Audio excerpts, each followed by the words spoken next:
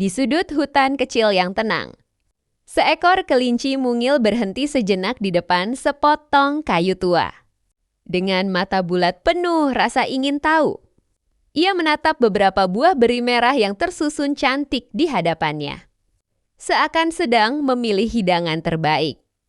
Kelinci itu tampak terkejut sekaligus gembira.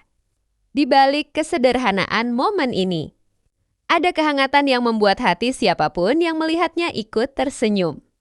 Beginilah indahnya alam ketika kita berhenti sejenak untuk memperhatikan.